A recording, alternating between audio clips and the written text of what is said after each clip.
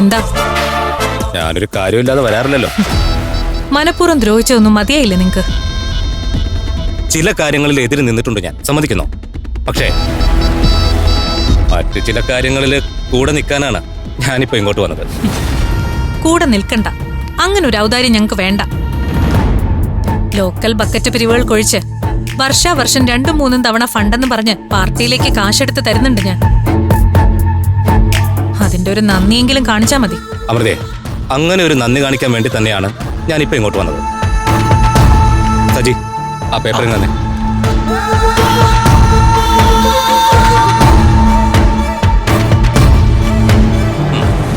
ഇതിലൊന്ന് ഒപ്പിട്ടെന്നെ. എന്താ ഇത്? ഒന്ന് നോക്ക്, നല്ല കാര്യത്തിനാന്നേ.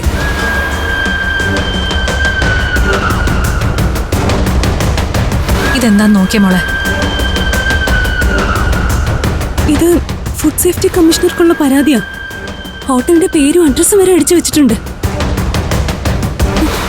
അവസാനം ചേച്ചിയുടെ പേരും ഉണ്ട്. അതെ, എല്ലാം തയ്യാറാക്കിയാ ഞാനിവിടെ വന്നത്. ഭക്ഷ്യവിഷബാധ ഉണ്ടാക്കാൻ ശ്രമിച്ച ഭാസ്കരനും അവനെ അതിന് പ്രേരിപ്പിച്ചവരും ഇരുമ്പഴിക്കുള്ളിലാവുന്നത് ഞാൻ കാണിച്ചു തരാം. ഒരു പൊതുപ്രവർത്തകൻ എന്ന നിലയ്ക്ക് എന്റെ കടമ കൂടിയാണത്. ഒരു ഒപ്പിട്ട ആരാ എന്താ എങ്ങനെ ചെയ്തെന്നൊക്കെ ഞങ്ങൾക്കറിയാം. അതിന് ഒരു പരാതിയുടെ ആവശ്യമില്ല. കൊടുക്കേണ്ടവർക്ക് നേരിട്ട് ചെന്ന് കണക്ക് തീർത്ത് കൊടുത്തിട്ടുണ്ട് ഞങ്ങള്. ചേച്ചി പറഞ്ഞ പോലെ ഇനി ഒരു കംപ്ലൈന്റിന്റെ ആവശ്യമില്ല. നേതാവ് പോ.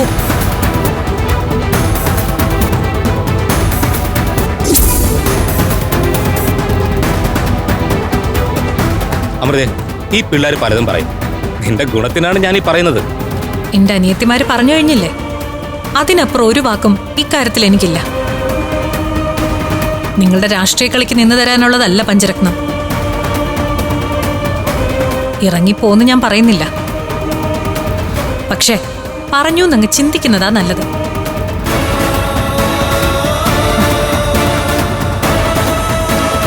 ആ അഖിലേ, ഇവര് പോയി കഴിയുമ്പോ ആ പഠിപ്പുര അങ്ങ് അടച്ചേക്കുന്നതാ നല്ലത്.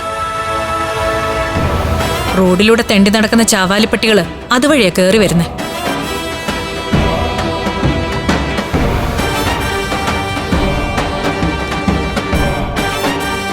എന്നാ പിന്നെ ഇറങ്ങല്ലേ? ആ എടി, ഇവരെപ്പോഴാന്ന് വെച്ചാ പോട്ടെ. നമുക്കകത്ത് പിടിപ്പത് പണിയുള്ളതല്ലേ. നിങ്ങൾ വാ. ഉദ്ദേശിച്ച പോലെ കാര്യങ്ങൾ നടന്നില്ലല്ലോ പഞ്ചാടി. ഞാൻ പറഞ്ഞില്ലേ രവീന്ദ്ര, ഇത് ചൂണ്ടയിൽ ഇരയിട്ട് മീൻ പിടിക്കുന്ന ഒരു ഏർപ്പാടാണ്. ഇവിടെ കൊത്തിയില്ല, അപ്പൊ നമ്മൾ എന്ത് ചെയ്യും? അടുത്ത കുളത്തിലോട്ട് പോകും. ഈ ചൂണ്ടയിടലിനെ നല്ല ക്ഷമ വേണം. അതെനിക്കാവോളമുണ്ട്. നിങ്ങൾ വാ.